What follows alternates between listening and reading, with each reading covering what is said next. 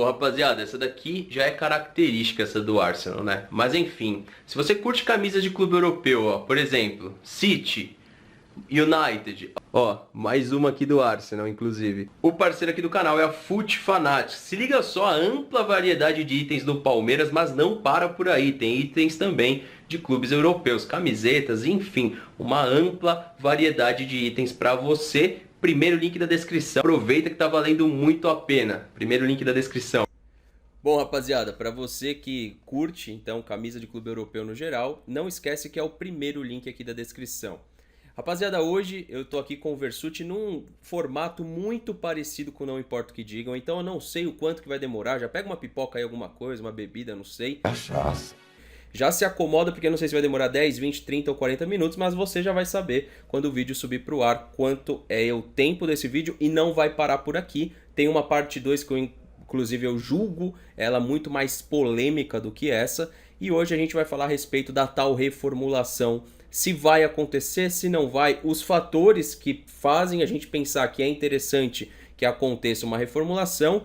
E obviamente eu queria lembrar vocês, a segunda descrição do vídeo é uma notícia, vai estar escrito notícia. Quando a gente trouxe, ou na verdade quando eu trouxe aqui para o canal o argumento de que figuras como a do Zé Roberto poderiam sim fazer frente a essa função que o Matos faz, é imaginando que a gente possa ter um presidente que entenda de futebol, seguido de um treinador manager, coisa que não existe hoje no Palmeiras. Hoje tudo passa pela cabeça de Alexandre Matos. Então, a notícia ela diz o seguinte: Diego Milito vai vir para o Brasil para tentar o Sampaoli.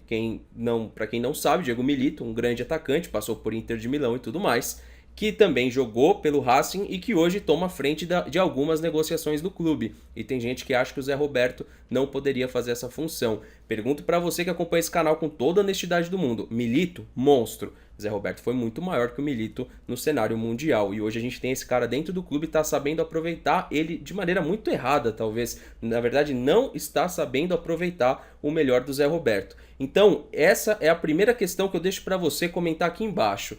Você trocaria, reformularia e começaria com o Alexandre Matos? É a primeira pergunta que eu solto pro Versuti. E aí, quando surge, galera? Bom, eu faria uma troca, como em outra live do Não Importa o que Digo, eu já disse, acho que na semana passada, né? Na minha opinião, a partir do momento que o Palmeiras se classificou para a Libertadores para a fase de grupo, inclusive o Twitter oficial da Conmebol até já falou, parabéns ao Palmeiras, né? Mais uma Libertadores classificado. A partir daquele momento, o presidente do Palmeiras deveria se sentar junto com as pessoas que ajudam ele. Ele deve ter um vice-presidente, algum conselheiro mais chegado, se sentar e já começar a trabalhar para o ano que vem. E, na minha opinião, a primeira coisa a ser feita é demitir o Alexandre Matos, ou pelo menos colocar ele como negociador de jogador. O que também a gente vai discutir daqui a pouco, não sei se ele é esse monstro todo, esse mito todo que o pessoal fala. A gente vai mostrar alguns nomes aí, fazer algumas análises e talvez vocês percebam, pensem como a gente também. Então a primeira coisa, sentaria, falaria assim, olha, infelizmente já há 2 ou 3 anos aí, o trabalho do diretor de futebol não tem sido convincente, então a gente vai demitir, e já que ele que escolheu o treinador, o Mano Menezes, e o Mano Menezes também, tá com a super rendimento, 75%, cara, não importa, o Palmeiras mais empatou, entre os 4 primeiros, acho que é o time que mais empata. E o time não muda o jeito de jogar. Parece ter uma notícia que hoje ele estava testando um 4-4-2 no treino. Aí é aquela coisa, ó. Se ele entra com 4-4-2 e fica na mesma coisa, vai falar, poxa, não adiantou nada, então realmente ele não sabe ler os talentos que ele tem no time, ele não sabe como escalar. Se ele entra no 4-4-2 e dá certo, a minha pergunta é, por que só agora? Por que ele esperou esse tempo todo? Você não percebeu antes? A gente está falando isso e a gente é leigo há tempos, né? Então, de qualquer forma, eu demitiria o Matos e o Mano para o ano que vem. Agora, a gente tem uma listinha de alguns jogadores que eu fiz uma classificação. Né? Quando a gente estuda marketing, a gente tem um negócio que chama matriz BCG. O pessoal de marketing aí manda deixa um. Eu conheço aí no comentário. Fala, conheço essa matriz aí. O que você faz? Você pega uma empresa, faz a lista dos produtos da empresa e vê onde que eles se classificam. Por exemplo, tem um produto que está há muito tempo no mercado, mas ele está trazendo dinheiro para a empresa e você não precisa botar muita grana nele. Então é o que eles chamam de vaca leiteira. Aí tem outro que a gente não sabe o que vai acontecer no futuro, ele pode virar uma estrela ou não. Então eu fiz isso e adaptei para a realidade do futebol e tratei os jogadores do Palmeiras como produtos. Então eu fiz uma classificação entre jogadores que têm custo alto e o rendimento alto, esses são as estrelas. Os caras que têm custo alto e rendimento baixo. E vice-versa, né? Quem tem custo baixo e rendimento alto, que esse seria espetacular, né? Tem um negócio que chama base, que geralmente tem bastante jogador com esse perfil, né? E vocês vão ver o buraco que tem ali no diagrama. E os caras que têm custo baixo e rendimento baixo também. Aí, Fernando, se você puder colocar, coloca o esqueminha sem os triângulos, aquele primeiro que eu te mandei. Não, certamente coloquei durante a... Deixa eu até voltar a câmera para mim. Eu coloquei durante um pouquinho da sua fala, lógico que a gente vai aprofundar. Mas antes da gente ir para aquele principal, né, questão, que é o produto do futebol, é o jogador. Talvez existem outros produtos, como sócio, torcedor, entre outros, mas o principal eu acho que é o jogador. A matéria-prima do futebol é o jogador.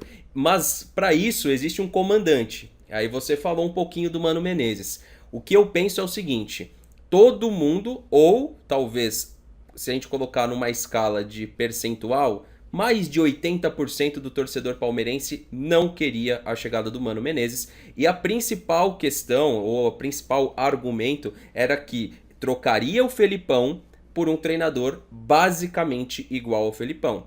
O que a gente percebe nesse curto espaço de tempo é justamente isso. Um treinador que não trouxe nada diferente, tentou sim nos 2, 3 primeiros jogos ter um pouquinho mais de posse de bola, diminuiu a questão dos laterais para dentro da área, mas eu acho que isso eu faria, o Versucci faria, qualquer um de vocês que estão assistindo esse vídeo também faria.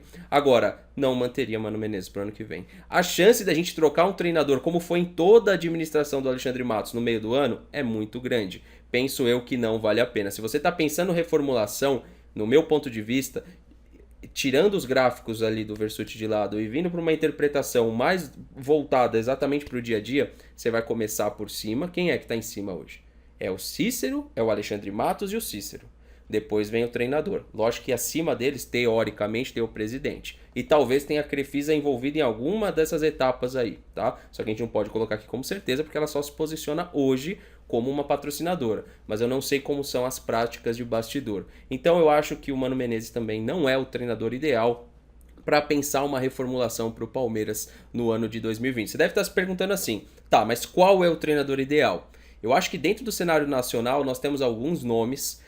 Ele, Sampaoli, é um deles. O Renato Gaúcho é um outro bom nome. Não acho um absurdo, não me julguem. Depois eu falo a respeito disso num vídeo à parte. Pensar novamente no Cuca, desde que não tenha Alexandre Matos lá, tá? Então, no cenário nacional, eu trouxe 3 nomes, tá? No cenário internacional, mas não tanto assim, porque já passou por aqui, talvez, se realmente a seleção do Peru fizer essa oferta para o Jorge Jesus e ele aceitar, acho que ele tem potencial, inclusive, para treinar uma seleção brasileira. Eu acho que não deveríamos pensar no Gareca, tá? Agora, se realmente o Gareca ficar disponível, acho que é mais um nome, tá, que a gente pode estudar, porque já passou pelo futebol brasileiro, foi um bom jogador e com certeza é um bom treinador. Agora, não adianta nada se discutir a respeito de treinador, e aí eu vou mandar um abraço lá pro pessoal do grupo do Instaverde 1, que falou exatamente sobre isso. Não foi só o Belga, não foi só o Felipe,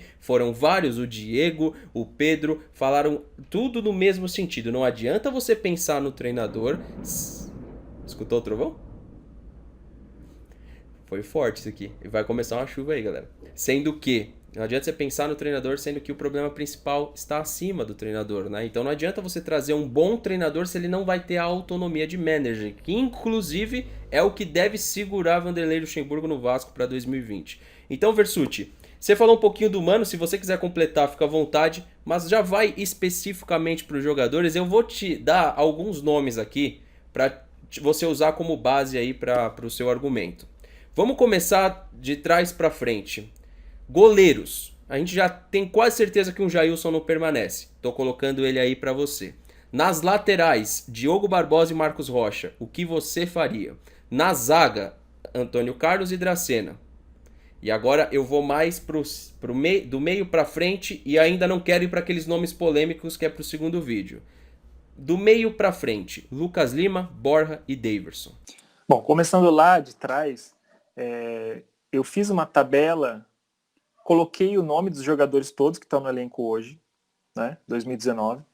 Eu só retirei o Angulo, né, porque ele tá no elenco, mas nunca jogou. Eu não sei o salário dele também. E eu fiz uma pesquisa pelo salário de todos os jogadores. Então eu coloquei os jogadores, o salário, quanto que representa esse salário na folha salarial, para eu poder dizer se o custo dele é alto ou baixo. Não coloquei custo intermediário, é alto ou baixo, né? E aí eu fiz uma análise do rendimento dos caras, ou o rendimento alto, o rendimento baixo, baseado na participação dele nos jogos. Por exemplo, tem jogador que, o Jailson, apesar de eu saber que ele é um bom goleiro, o rendimento dele no Palmeiras é baixo, porque ele joga muito pouco, né? E quando ele jogou também teve algumas controvérsias aí. Então, como você estava dizendo, dos goleiros, o Praz e o Jailson eu coloquei como custo baixo, porque hoje 300 mil do Praz e quase 200 do Jailson aí, né, para o comparativo total é um custo baixo. E o rendimento baixo também, porque eles atuaram muito pouco e foram pouco utilizados de fato. E o Everton é um custo baixo também, só que o rendimento alto. Então, o único goleiro que eu manteria de fato é o Everton e talvez o Praz, porque eu preciso ter 3 goleiros. Então seria o Everton, Praz e alguém da base. É o que eu faria. Mas se quiser não renovar com o Praz e com o Jailson também, não seria o fim do mundo, não. Na zaga que você comentou aí, você falou de Dracena, né? O salário que eu encontrei dele é 400 mil reais por mês. Cara, ele não joga, né? Então é um custo alto e o rendimento baixo. Antônio Carlos é baixo o custo dele, só que o rendimento baixo também, né? E aí o Gomes e o Vitor Hugo tem que ficar, sem dúvida. O Luan também é um cara que o custo dele é baixo, mas o rendimento dele também tem sido de razoável para baixo, né? Porque ele entregou assim, em jogos decisivos, me parece que é um jogador que às vezes dá uma desligada e acaba comprometendo. Aí você falou do meio para frente, né? Do meio para frente, Lucas Lima, custo alto e rendimento baixo também, né? Porque, veja, a partir do momento que você passa de um limite de salário, o Lucas Lima, o que eu tenho aqui, eu acho que é mais, mas o que eu tenho aqui é 700 mil reais por mês. Ele deve ganhar mais do que isso, porque tem direito de imagem, luva e tudo mais. Mas, 700 mil reais por mês. O Ramires está aqui com 1 milhão de reais por mês. E nem joga. Ah, mas trouxe ele para o ano que vem. Trouxesse ano que vem. Não precisa trazer agora ficar pagando 1 milhão de reais por mês pro cara. E aí o Borja também, o custo alto, rendimento baixo. Então eu eliminaria aí dessa lista, né, daí do meio para frente, Borja, o Daverson, o Ramires, porque ele não está jogando e está recebendo 1 milhão por mês. O Dracena lá atrás, né, e o Jean. O Jean também tem um salário bem alto, é quase R$500 mil por mês, né, pelo menos a lista que eu tenho. O Lucas Lima, ele tá ali na border, tá no borderline, ele tá entre o cara que tem um custo alto e rendimento baixo, mas ele é um ponto de interrogação ainda para mim, porque eu acho que tem muito do esquema tático. É assim, o treinador precisaria conseguir extrair mais desses jogadores, e eu acho que eles têm potencial. Só que olhando para os treinadores que a gente teve até hoje e pensando que o Mano vai manter para o ano que vem, pode eliminar o cara, porque o Mano não vai extrair. É a mesma coisa que o Abel no Flamengo. Ele tinha praticamente as mesmas peças. Não exatamente, mas praticamente as mesmas peças. Ele não conseguia fazer o Flamengo jogar 10% do que os caras estão jogando hoje. Então, você tem dúvida de que se um treinador com um pouco mais de ousadia, um pouco mais de conhecimento, né, de vontade de vencer mesmo, no Palmeiras, mesmo com essas peças, não extrairia mais? Eu acho que eles conseguiriam trazer mais resultado. Então, dessas posições que você falou, essa que eu penso. E voltando aqui, rapaziada, deixa eu só puxar a câmera pra mim.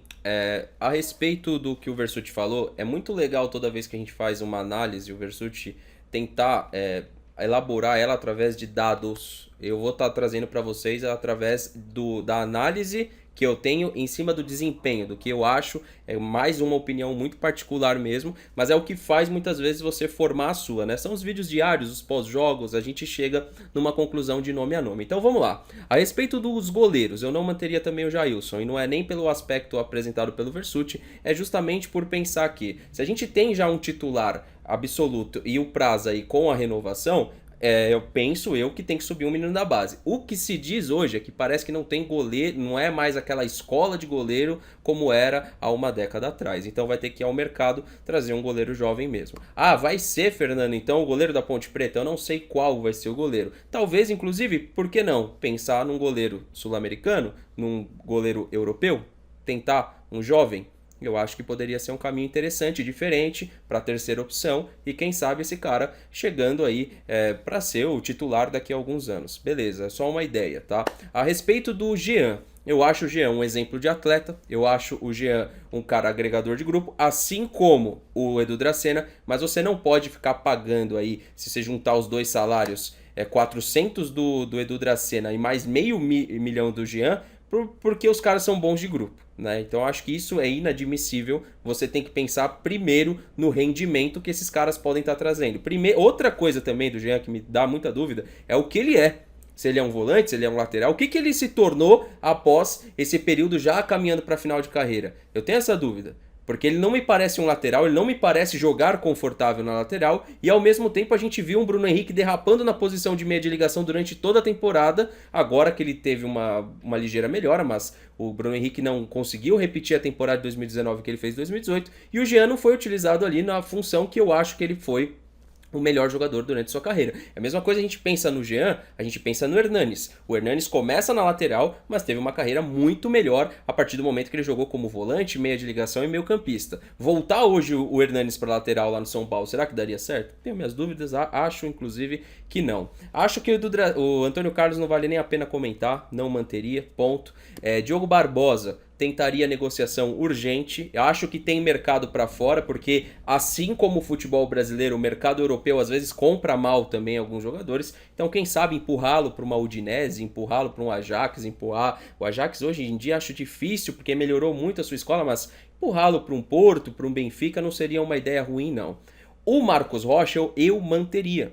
Eu vejo uma análise muito negativa do Marcos Rocha, porém, se você tiver um lateral jovem, assim como a gente tem o Vitor Luiz na esquerda, você vai alternar. O problema é que nessa temporada a gente teve o Mike, e o Mike também foi um jogador que viveu machucado nessa temporada, que eu também já coloco no bolo que não manteria pro ano que vem. Do meio pra frente, eu vou dar uma passada rápida, eu vou focar em um nome só porque os outros estão para aquela análise polêmica. Vai ter o Bruno Henrique, vai ter o Felipe Melo na análise polêmica, vai ter o Dudu. Então vamos deixar para uma segunda etapa. Eu vou focar só no Lucas Lima.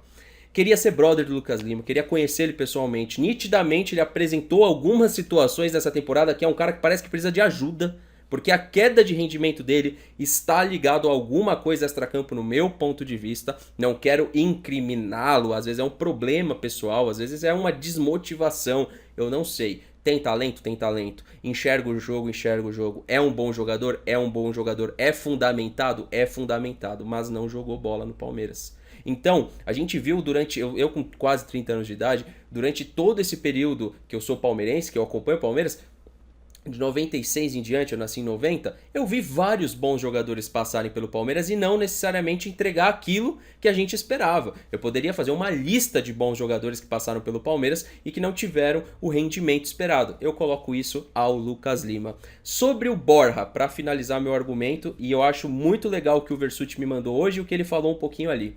Não extraem o melhor do Borja. Fernando, ao longo desse todo o tempo, qual que é a sua conclusão do Borja e do Daverson? Que o Daverson nasceu com o brioco virado para a lua, por jogar no Palmeiras, e que o Borja é sim um jogador mediano para bom, porque se você descartar o Borja do futebol, vamos lembrar aqui e fazer um paralelo a Luiz Fabiano, que vestiu a camisa da seleção brasileira. Tem muita diferença do futebol do Luiz Fabiano pro Borja? Rapaziada, no meu ponto de vista, nenhuma. Talvez o Luiz Fabiano é um pouquinho mais técnico, um pouquinho mais jogador para entender a linha adversária, que ele ficava até muito impedido, não sei se vocês lembram disso, mas tem muita diferença. Tem diferença se você comparar o Borja ao Ricardo Oliveira. Para mim, o Ricardo Oliveira é mais jogador, é mais centroavante em todos os aspectos. Agora, o Borja é um jogador que foi mal utilizado no Palmeiras desde a sua chegada. E quando parece que ele vai, alguém vem e quebra a sequência dele, colocando a lacraia do cabelo pintado de amarelo aí no ataque. Então, o Borja, além de todo o problema que ele teve, de talvez inicialmente de uma não adaptação, que o Cuca até falou isso, não vamos julgar, talvez isso aconteceu, ele teve problemas aí com os treinadores mesmo, com o próprio Felipão, depois com o próprio Cuca, então ele não teve uma sequência. Ele com a sequência do Daverson teria feito muito mais gols, tanto é que na Libertadores ele se mostrou, ou ele mostrou que tem algum valor. Mas pensando no valor que foi pago no Borja, e pensando que o futebol colombiano quer, eu tenho certeza que ele tem mercado no futebol argentino, tenta negócio. Tenta negócio. Agora, não me parece razoável, e aí eu vou me alongar um pouquinho mais sobre Matos, achar que o Matos é o Mitos ainda, sendo que trazer jogador qualquer um traz, rapaziada. Você tem a bandeira do Palmeiras aqui, né? Você representa essa bandeira. Isso já é um peso suficiente aqui, ó, para você trazer jogador de ponta. Já é um peso suficiente. Então, eu quero ver ele resolver esses problemas. Porque a função dele não é só contratar. É contratar, gerenciar e vender. E empurrar esses jogadores para o mercado também. E o Palmeiras tem feito um esforço muito grande para queimar parte desses ativos. Deixo até isso como consideração final para estimular os comentários. Vou puxar antes pro Versuti, porque, Versuti, o que você acha do vídeo polêmico? Que é a parte que mais nos toca. Porque uma coisa é você falar dos jogadores que a gente praticamente todo mundo já descarta. Mas e pra quando a gente for realmente analisar Dudu, Felipe Melo, Bruno Henrique, Scarpa, vai gerar opiniões muito diferentes, você não acha? Com certeza. Acho que tem alguns jogadores que a torcida se identificou. Por exemplo, o Felipe Melo, né? Na análise que eu fiz, ele está no quadrante de custo alto e rendimento alto, apesar de ele estar na fronteira mais para baixo, entendeu? Então, se você colocar o gráfico aí, vai estar Felipe Melo, depois melhorzinho Bruno Henrique, aí vem uma trinca aí, tem o Gomes, Vitor Hugo, Zé Rafael, aí Luiz Adriano e Dudu na ponta. Luiz Adriano só não está junto com o Dudu, porque ele chegou fazendo gol, porque ele machuca bastante, né? E me gera certa desconfiança até, como que o jogador que estava na Europa, que é um bom jogador, Luiz Adriano, ele aceitou vir para o Palmeiras assim, do nada, meio de temporada, aí chega e começa a se machucar, entendeu? Então, é aquilo que você falou, eu acho que o peso da camisa do Palmeiras já deveria ser suficiente para trazer os jogadores. Tem essa ligação emocional de grande parte da torcida com alguns desses jogadores, uns que gostam muito, tipo o Felipe Melo, outros que teve uns probleminhas aí, com o Bruno Henrique, por exemplo. Mas eu não acho que esses... Bom, a gente vai adiantar isso lá no próximo vídeo, né? Mas, para terminar aqui, só queria voltar um pouquinho que você falou do Matos, né? Que a galera tava falando que o Matos, poxa... E eu respeito, viu, a decisão, a maneira de pensar de cada um. Mas ainda tem bastante gente, bastante palmeirense ainda falando assim, não, mas ele, poxa, ele foi super importante e tudo mais. Olhando a lista de jogadores, todos que ele contratou, a pessoa que me chama mais atenção, na verdade são dois jogadores que chamam bastante atenção do trabalho do Matos, é a contratação do Dudu, que está até hoje, e esse sim foi campeão Copa do Brasil, 2 campeonatos brasileiros, muitos jogos ele está atuando, sabe, carregando o time e tudo mais, e outro é o Mina, que ele ia para o Barcelona e ele conseguiu trazer para o Brasil, ficar uma temporada, foi campeão aqui também, e depois foi para lá e o Barcelona acabou nem aproveitando. Foi uma boa negociação. Mas se você parar para pensar de todos os jogadores, esses são os que se destacam, na minha opinião, que estão lá em cima. O restante dos jogadores todos foram jogadores que ou atuaram bem por uma temporada, por exemplo, o Moisés, a gente estava conversando no grupo hoje, foi citado, o Moisés vai ter contratação. Na minha maneira de enxergar, o Moisés jogou muita bola em 2016 no Campeonato Brasileiro. Foi isso. Depois daquilo ali, ele até entrou numa Libertadores, né, que a gente foi eliminado da oitavas, ele fez o gol, levou para os pênaltis. Também foi uma boa atuação, que ele estava voltando de contusão, né, estava machucado de novo. Mas assim, ele não é aquele jogador que, poxa, nossa, o Matos trouxe, o cara chegou, vestiu a camisa e carregou o time. Não, não é. Tanto não só para te direcionar, tanto não é que a melhor fase da carreira de Moisés, de Tietê, foi aqui.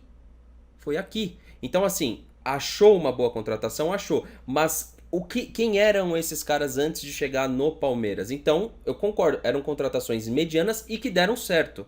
Mas fora da curva, eu acho que é a do Mina. A fora da curva é a contratação do Mina e do Felipe Melo, talvez. Eu acho que colocaria essas duas.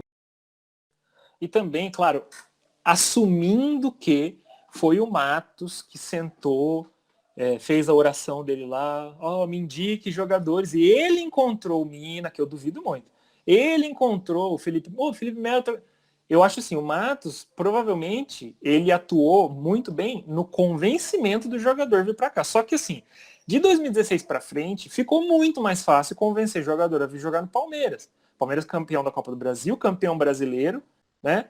E com a estrutura e o patrocínio, não ficou tão difícil, era em 2014, 2015. Aí parabéns por trazer o Dudu, o Zé Roberto, veio, beleza. Mas, cara, para cada jogador desses que a gente fala, eu consigo falar 6 ou 7 que foram uma desgraça. Leandro Almeida, que era criticado no time anterior, veio pro Palmeiras. Felipe Gabriel, tinha histórico de lesão.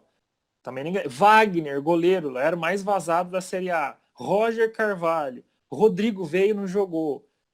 Eric, que era o destaque do Goiás, veio, também não funcionou no Palmeiras.